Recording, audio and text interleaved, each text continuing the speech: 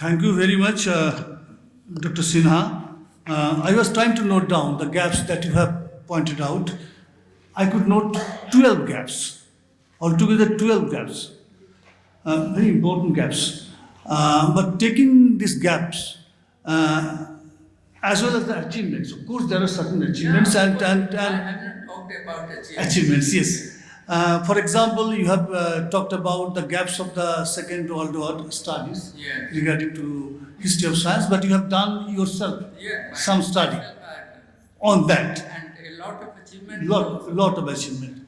So, but going through some of these gaps, I have certain few observations about it. First of all, that one very most important observation that you have made is that this 1930s and 1940s are the neglected period, and for the history of science in India, that more attention should be given to it. It is very important, but it is important, I think, from another perspective also. Because if you follow the nationalist discourse on science, you will find it has started from the late 19th century and it reached a height at that time in the 1930s and 40s. Indeed, this colonial science that our President Deepak was writing for so many years actually reached certain kind of height in the 1930s and 40s. And it was also a time when independence has not come, but it was hopeful that it will be coming very soon. Yeah. So people were optimistic, the scientists as well as the people. So they were thinking in the lofty ways, very much lofty ways. Of course, you have also talked about these 25 very important documents that was created during the period of 1945 to 1949. And you have particularly mentioned Damodar Valley Corporation's experiments. Yes. I will tell you a personal story. When we were a student of class 3, it was in 1957, in our Bengali text called Kishalay, there was a piece called Damodar Valley Corporation. It means But in English or Hindi? in Bengali. Yeah. Bidhan Rai was the chief minister at that time, and the director of education was Bhavatos Datta at that time. But the fact is this, the Sudhir Roy was the person who was involved in this. Yeah. And the experiment, when the historians now see about it, the 100 Horizon, that book has come out. By 1954-55, it was pretty clear that it was not going to be successful. And by 1964, the Damodar Valley Corporation failed. Yes. So one of the very lofty experiments that the nationalists thought were so much important, and it was so much important that the politicians thought that it should be given, should be included in the children's textbooks. And it did not succeed. In fact, And just a minute. So there are many such examples. For example, the other thing is this, the scientific temple and Nehru. yes. So I was talking with you earlier, and you was telling that the kind of endeavor that Nehru actually made regarding different kind of developments with the science and engineering. The same thing was not followed later on. Though actually much hue and cry was raised that actually nowadays no politician speak without the use of the word science. Yes. They use science off and on, they use technology off and on, and but the actual thing is not coming. Yes. And you have given the example of mobile. The positive side, of course, there are many, and there are negative sides. Particularly the negative sides you have spoken.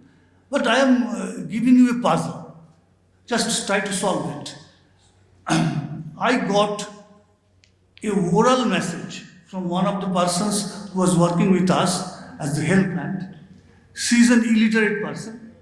So she actually recorded her voice in the mobile and sent that voice message to me. She cannot write. So would you call it a development? Would you call it a positive achievement? That when someone sending voice message and cannot write? So from the Nehruvian point of view, it is not a development. But from some people today say that it is a development. Yes. Because they can now express themselves in that way. Post Yeah. So there are many ways, and I think that you are pertinent that we should look into the gaps that are there in the studies of the history of science. But there is another, I think that assumption within your valedictory address, and that assumption some people can object. The assumption is this that, some good works have been done by the sociologists, anthropologists, political scientists, but not the historians. Point is this that the history of science is not for the historians only.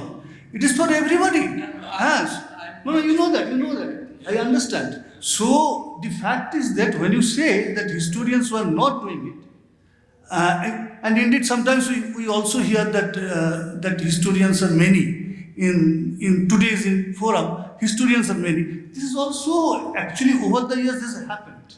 This happened that earlier political scientists themselves wrote, political scientists, sociologists, anthropologists wrote. Later on the historians came, but now probably the historians outnumber them. If these societies presentation are counted, that who were presenting, I think in the last 2 days, I think the majority were historians. But this is a reality of the field also. This is not that Deepak has done this. Deepak is not responsible for this. This is the reality. So the reality is this. So the historians were shy. Earlier they were shy. Now they are very much vociferous. So much vociferous that sometimes people think that historians were actually completely taking the show. But actually it is an evolution. Yes. It is an evolution, and you are right and you are the right person also to advise the historians, because you belong to that discipline, that what to do and what not to do, or what not to do. And I think that your valedictory address would be taken to heart by particularly the younger members of this audience, and those people who heard it now, and those people who will hear it in the website later on. Yes. More people will hear it in website.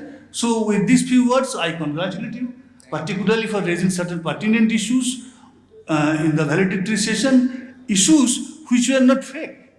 Because here is a person who attended the 2-day seminar from the morning to the evening and then raised this question, and who is a practitioner of the history of science.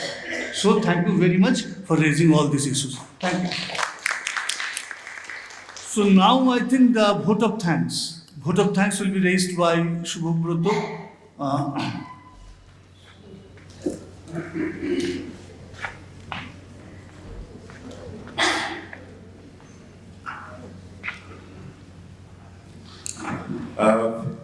Finally, I get the opportunity to stand in front of you with a microphone in hands. But don't panic, friends. I'm not going to burden you with another piece of paper. This is Thanksgiving formality, but mandatory thing. On behalf of Society for the History of Science, Kolkata, I express our heartfelt gratitude to INSA for their generous financial support. We are grateful to NCSM and the Asiatic Society, Kolkata, for their valuable collaboration. I want to thank our delegates, participants, paper presenters, everybody for their wholehearted participation. And of course, I want to thank our volunteers individually.